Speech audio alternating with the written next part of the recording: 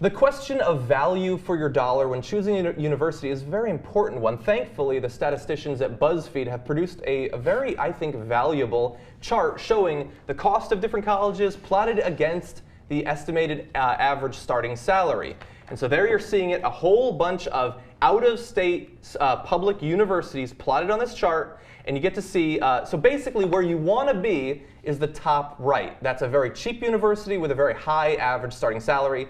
Bottom left, very expensive university, very low average starting salary. And so now the game begins where you track down where your university is on the chart.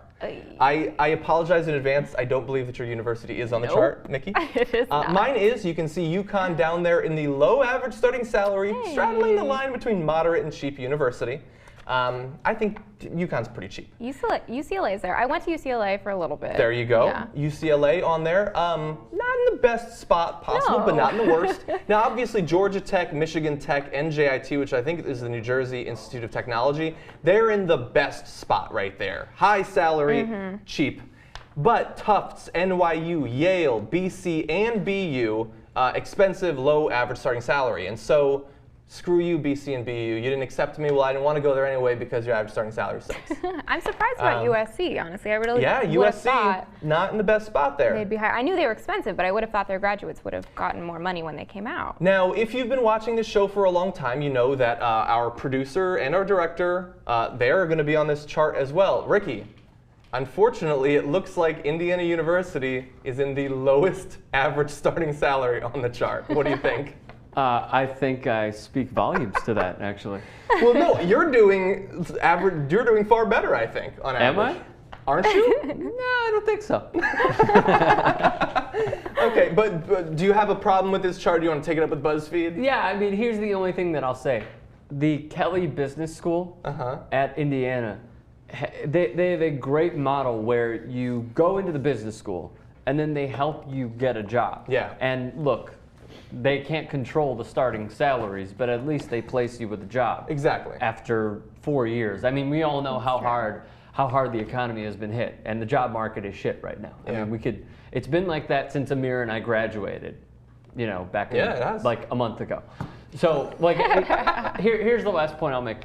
They are putting kids in a good position to then do better within a year, 2 years. But at least they're getting employed with what they want to do. And this is not a knock on whatever company I'm about to say that comes to mind, like Baby Gap or something. But at least they're pursuing their career right out of college, which I think is incredibly important. Yeah, now that's a good point. Strong words of support for Indiana there. Fuck you, John. Yeah, oh, I didn't make the chart. Okay, take it up with BuzzFeed. BuzzFeed? Now, let's bring it up really fast. Our director, Amir, as well, on there. Michigan, almost directly in the middle of the chart.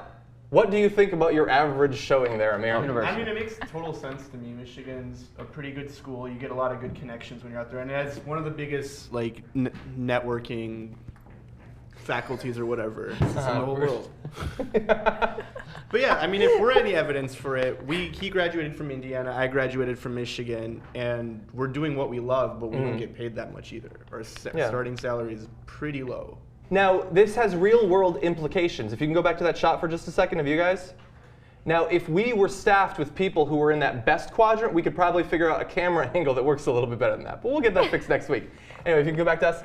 Actually, bring up the chart one more second. I did go to graduate school, UT. Texas is there. Low average starting salary, moderate price, but I didn't pay anything anyway, so whatever. There are like no UC schools on that as no, well. Unfortunately. Except for UCLA. So well, you know what though? I think you're probably doing pretty well there. I'm doing fine, but the thing is that UC Santa Cruz is more of a independent school. I think a lot of people come out of that school as artists or as filmmakers or, you know, and honestly, I may have a more fulfilling life because of that. Not necessarily other students, but then I would have had otherwise. I came out of that school with a great experience. I spent a lot of money to do it. I ended up doing okay.